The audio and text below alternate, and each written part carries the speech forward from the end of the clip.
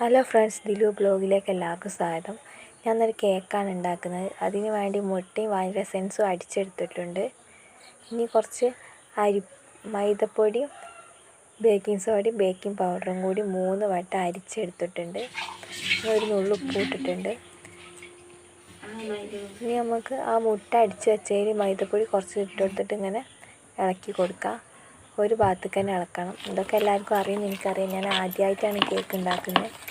എനിക്ക് കേക്ക് ഉണ്ടാക്കാനൊന്നും അറിയില്ല. ഞാനും എൻ്റെ നാത്തൂനും കൂടി ഒരു പരീക്ഷണമാണ്. എന്താവും ഒന്നും അറിയില്ല. എല്ലാവർക്കും കേൾക്കുന്ന ഒരു പൂതി. അപ്പോൾ നമ്മളെ കൈയ്യേറ്റി തന്നെ ഉണ്ടാക്കി കൊടുക്കാമെന്ന് വിചാരിച്ചിട്ട് ഉണ്ടാക്കുകയാണ്. ഇനി കുറച്ച് പൊടി ഇട്ടിട്ട് ഇങ്ങനെ മിക്സ് ചെയ്ത് കൊടുക്കാം.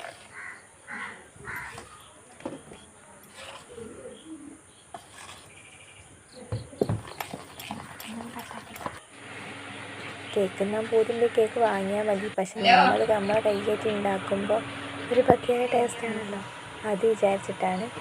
അതിന് വേണ്ടി കുക്കറിലാണ് ഞാൻ ഉണ്ടാക്കുക. പേപ്പർ മുറിച്ച് വെച്ചിട്ടുണ്ട്. ഇനി നമുക്ക് ഈ ബാറ്റർ കുറച്ച് ഒഴിച്ച് കൊടുക്കാം.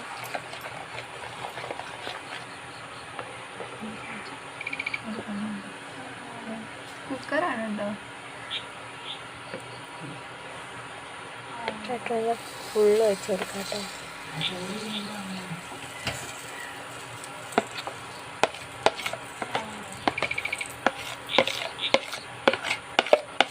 ഞാൻ ഗ്യാസിന്മേലാണ് വെക്കുന്നത്. അതിൻ്റെ അടിയിൽ ഞാൻ കട്ടിയുള്ള നോൺ സ്റ്റിക്കിൻ്റെ പാത്രം വെക്കുന്നുണ്ട്. അതിൻ്റെ മുകളിലാണ് ഞാൻ കുക്കർ വെക്കുന്നത്. കരിയാണ്ടിരിക്കാൻ വേണ്ടിയിട്ടാണ്.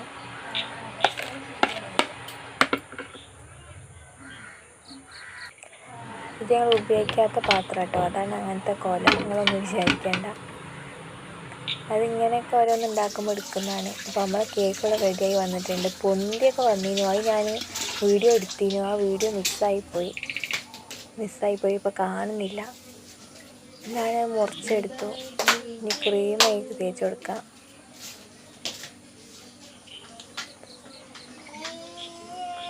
നാത്തൂനാണ് ഡെക്കറേഷൻ ചെയ്യുന്നത്.